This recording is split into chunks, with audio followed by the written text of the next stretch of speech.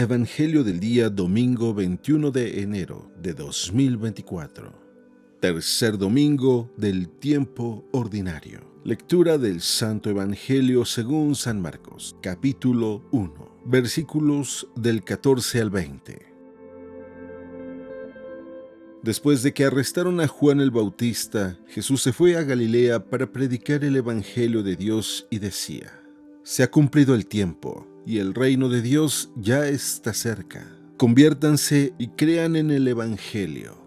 Caminaba Jesús por la orilla del lago de Galilea cuando vio a Simón y a su hermano Andrés echando las redes en el lago, pues eran pescadores. Jesús les dijo: Síganme y haré de ustedes pescadores de hombres. Inmediatamente dejaron las redes y lo siguieron.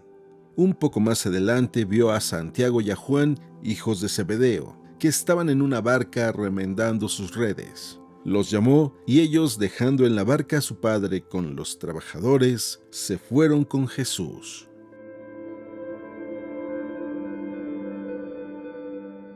Palabra del Señor.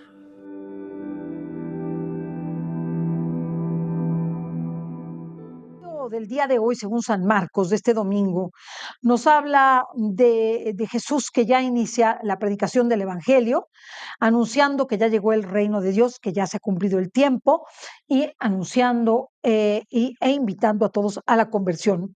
Conviértanse y crean en el Evangelio.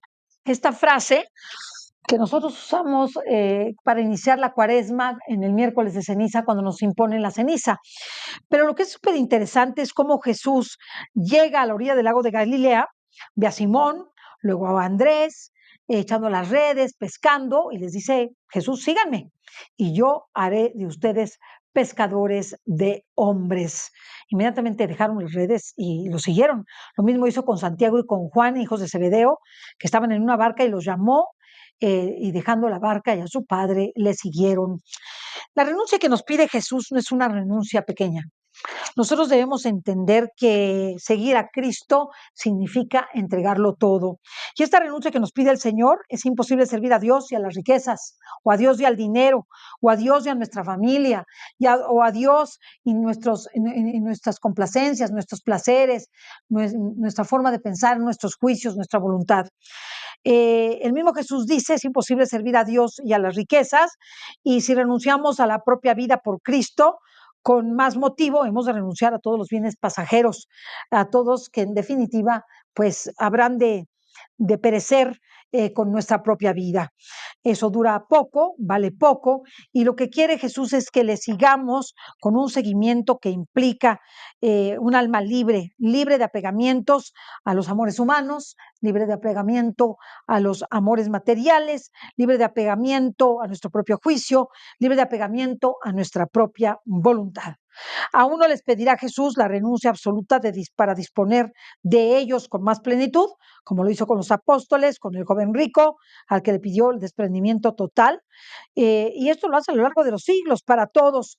Y quien pretenda seguirle con una entrega total tendrá que renunciar, y tendremos que renunciar a todo lo que significa nuestra familia sin dejarla de amar, nuestro dinero sin ser miserables, en nuestros afectos sin tener respetos humanos, nuestros anhelos para cumplir los anhelos de Cristo, no mis pensamientos, sino los pensamientos de Cristo, no mis sentimientos, sino los sentimientos de Cristo, no mis sufrimientos, sino los sufrimientos de Cristo. El mundo está a los pies de Cristo y debe estar a los pies de Cristo, y nosotros tenemos que llevar ese mundo a los pies de Cristo, dejándolo todo si queremos ser verdaderos discípulos con Él. Debemos servirle y amarle con todo lo que esto significa. Eh, Debemos ordenar correctamente nuestros afectos, porque muchas veces los afectos son los que nos detienen a poder entregarnos a Dios. Y así lo dice y lo advierte el Concilio Vaticano II, al decir: en uso de las cosas del mundo y del apego de las riquezas, eh, desháganse de estos obstáculos que los aparten contra el espíritu de pobreza evangélica y la búsqueda de la perfecta caridad.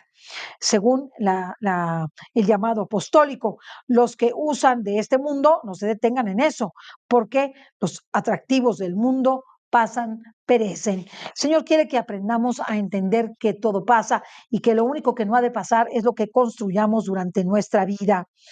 Eh, Jesús quiere que entendamos que el desprendimiento no significa no amar a las personas o no cuidar las cosas materiales.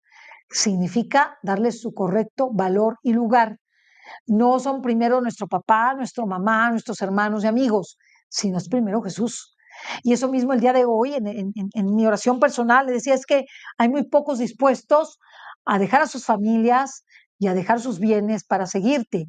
Y esto es un problema, porque en el momento que tú les pides que te sigamos, en el primer momento de dificultad, se les enferma el papá, se les enferma la mamá, tiene alguna dificultad económica, dejan el apostolado, dejan la entrega y el servicio, o no son capaces de separarse de sus padres para, entre comillas, no dejarlos solos. No los va a dejar solos, claro que no.